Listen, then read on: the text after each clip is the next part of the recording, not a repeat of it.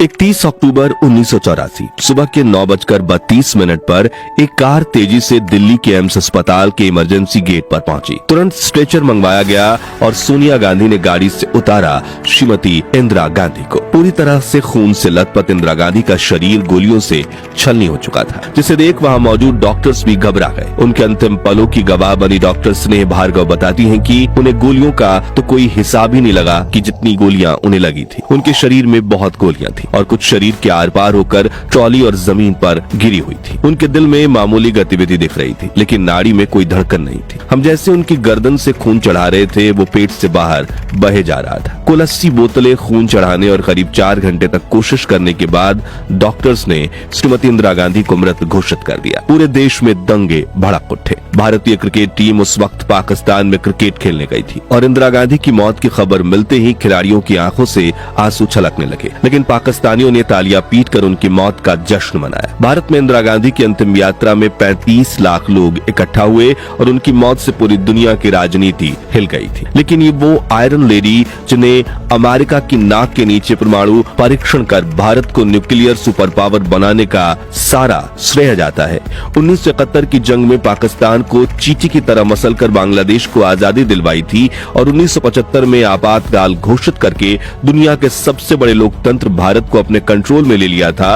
उन्हीं के घर में उनकी हत्या कैसे की गई? उस दिन इंदिरा गांधी ने अपना बुलेट प्रूफ जैकेट क्यों नहीं पहना था? कैसे एक उड़ते हुए बाज को देखकर रची गई थी इंदिरा गांधी की हत्या की साजिश? और क्या उन्हें अपनी मौत का पूर्वाभास पहले से ही हो चुका था? क्योंकि पिछले ही दिन यानी 30 अक्टूबर 1984 की शाम उड़ीसा की राजधानी भुवनेश्वर में आयोजित एक सभा में उन्होंने ये कहा था, मुझे चिंता नहीं है कि मैं जीवित रहूं या नहीं रहूं, मेरी लंबी उम्र रही है और मैं ये इस पर मुझे अगर गौरव किसी चीज पर है तो इस पे है कि सारा जीवन मेरा सेवा में गया, केवल इसके गौरव है और किसी चीज नहीं।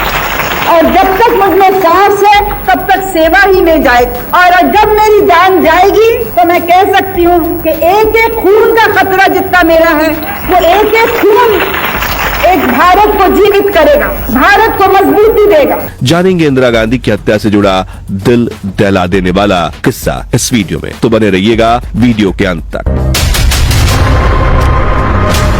साल 1980, 3 साल की सियासी जंग, हार और बदनामी झेलने के बाद इंदिरा गांधी एक बार फिर सत्ता में लौटी। लेकिन ये दौर पहले जैसा नहीं था। इस बार दिल्ली की कुर्सी तो उनके पास थी, लेकिन पंजाब की जमीन उनके खिलाफ खड़ी थी। वहाँ खालिस्तान आंदोलन भड़क चुका था, जिसकी चिंगारी आजादी से पहले 1929 में मास्टर तारा सिंह ने सिखों के लिए अलग राष्ट्र खालिस्तान की मांग से लगाई थी। आजादी के बाद 1966 में केंद्र सरकार ने पंजाब में रहने वाले हिंदुओं के लिए हरियाणा राज्य बनाया, पहाड़ी इलाकों को हिमाचल प्रदेश में जोड़ा और चंडीगढ़ को राजधानी बनाते हुए सिखों को पंजाब राज्य बनाकर दिया। लेकिन फिर भी खालिस्तान एक्टिविस्ट शिरोमणि अकाली दल इससे खुश नहीं था। उन्हें लगा कि उनके राज्य को काटकर बांट दिया गया है। बस यही शिकायत धीरे धीरे गुस्से में बदलती गई और 1980 तक वह गुस्सा बंदूक के जरिए बाहर निकलने लगा। इसी उथल पुथल के बीच एक नाम उभरा, जनरल सिंह भिंडारवाले। लंबी दाढ़ी, नीली पगड़ी और शब्दों में जहर। पंजाब के युवाओं के बीच वो धर्म के रक्षक बन गए,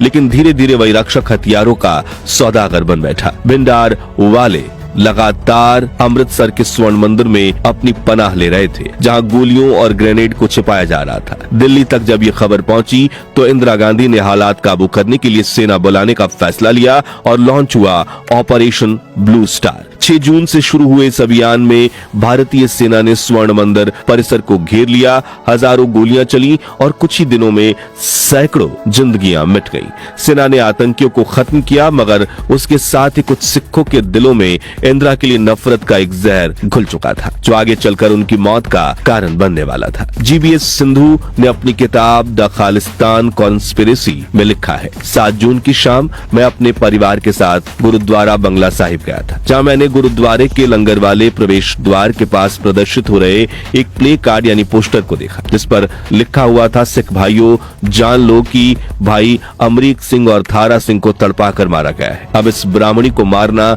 हर सिख का कर्तव्य बनता है। ये ब्राह्मणी इंदिरा गांधी के लिए गलत शब्द के रूप में प्रयोग किया गया था। इसी से आप समझ सकते हैं कि इंदिरा गांधी के खिलाफ कुछ सिख समूह कितने गुस्से में थे। इसलिए इंटेलिजेंस एजेंसियों ने इंदिरा गांधी को चेतावनी दी थी कि प्रधानमंत्री जी, आपकी सुरक्षा में सिख बॉडी बॉडीगार्ड्स को हटाना जरूरी है, मगर इंदिरा गांधी ने मना कर दिया। उनका जवाब था, अगर हम एक धर्मनिरपेक्ष देश हैं तो अपने ही नागरिकों पर शक कैसे कर सकते हैं। वहीं अपनी मौत से पहले 15 अगस्त 1984 के दिन इंदिरा गांधी ने अपने भाषण में ये कहा कि आज जाने या अनजाने कुछ ऐसे लोग हैं, कुछ ऐसे तबके हैं जो जाति के नाम से समाज को चोट पहुंचाते हैं, धर्म के नाम से धर्म को ही धक्का पहुंचाते हैं, प्रांतीयता के नाम से देश को आघात करते हैं। ये है हमारी कमजोरी।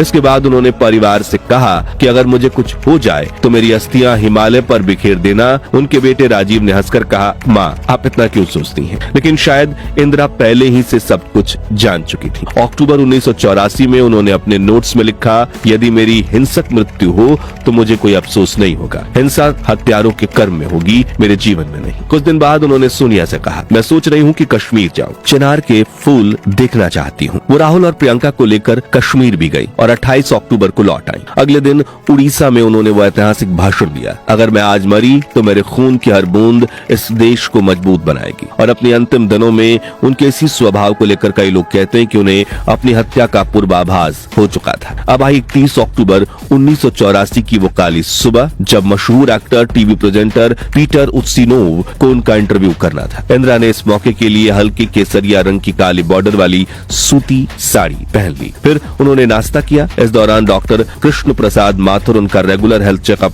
करने पहुंचे और बातचीत के दौरान उन्होंने एक आर्टिकल का जिक्र करते हुए श्रीमती इंदिरा गांधी से कहा कि अमेरिकी राष्ट्रपति रोनाल्ड रेगन इंटरव्यू से पहले मेकअप से परहेज करते थे। और दिलचस्प बात यह थी कि तब इंदिरा गांधी का भी मेकअप चल रहा था। उन्होंने डॉक्टर माथुर से मुस्कुराते हुए कहा कि मैगजीन में झूठ लिखा है, रेगन मेकअप भी करते हैं और कान में एक ईयरपीस भी लगाते हैं। जब किसी मुश्किल सवाल के जवाब में वो अटकते हैं तो बैकरूम में मौजूद उनके सहयोगी जवाब सुझाते हैं और कमरे में मौजूद सभी लोग वहां खिलखिलाने लगे। अब इंदिरा गांधी का घर और ऑफिस दोनों एक ही परिसर में थे, जिनके बीच कुछ कदम का लंबा रास्ता बना हुआ था और इंदिरा का इंटरव्यू ऑफिस में ही होने वाला था। इसलिए उन्होंने आज बुलेट प्रूफ जैकेट नहीं पहनी। उन्हें लगा कि कौन सा बाहर जाना है और जैकेट पहनने से वो कैमरे के सामने अच्छी भी नहीं दिखेंगी और अपने सुरक्षा कर्मियों पर भरोसा करना ही उनकी सबसे बड़ी भूल साबित हुई। खैर, कहानी में आगे बढ़े तो 9:15 पर इंदिरा अपने घर एक सफदरजंग रोड से दफ्तर एक अकबर रोड के लिए पैदल निकली। इंदिरा आधे रास्ते ही पहुंची। काली सैंडल में उनकी चाल थमी नहीं थी।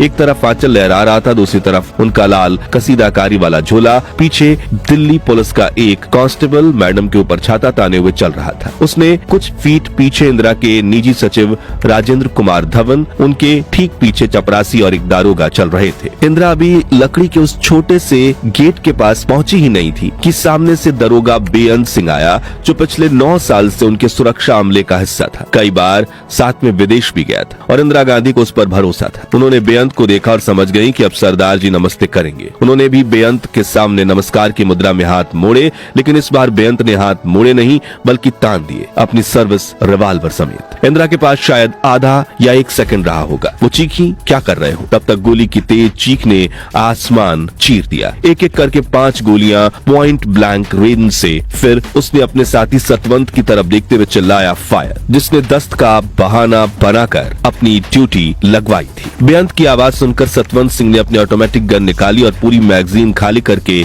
इंदिरा गांधी के शरीर को छलनी कर दिया। 25 सेकंड्स तक इन दोनों ने इंदिरा गांधी पर 33 गोलियां चला दी, जिसमें से उन्हें 30 गोलियां लगी। कुछ ही सेकंड्स में भारत की प्रधानमंत्री खून से लथपथ जमीन पर पड़ी थी और इसी के साथ भारतीय राजनीति ने अपने इतिहास का सबसे दर्दनाक मोड़ देखा। उधर घर में बैठी हुई सोनिया को पहले ये पटाखों की आवाज लगी, लेकिन फिर भाग दौड़ मचते ही वो भी अपनी सास के पास दौड़ी चली आई। श्रीमती इंदिरा गांधी की यह हालत देखकर सोनिया चीखते हुए रो पड़ी, लेकिन खुद को संभालते हुए वो गाड़ी में ही इंदिरा को 4 किलोमीटर दूर एम्स अस्पताल में ले गई, जहां उनका इलाज शुरू हुआ। डॉक्टर स्नेह भार्गव अपनी किताब the women who run all AIIMS में लिखती हैं, एम्स के ऑपरेशन थिएटर में मौजूद वेंटिलेटर ऑपरेटर एक युवा सिख था। जब उसे पता चला कि इंदिरा गांधी को सिखों ने गोली मारी है तो वो ऑपरेशन थिएटर से भाग गया। इसके बाद दूसरा ऑपरेटर लाना पड़ा। उधर इंदिरा गांधी को अस्पताल लेकर आई सोनिया गांधी का गाउन खून से भीग चुका था। राहुल गांधी और प्रियंका भी सोनिया गांधी के साथ एम्स आए थे, लेकिन बाद में उन दोनों को तेजी बच्चन के घर भेज दिया गया और सोनिया गांधी वही रही। सोनिया को अस्थमा का दौरा पड़ा था, फिर उन्हें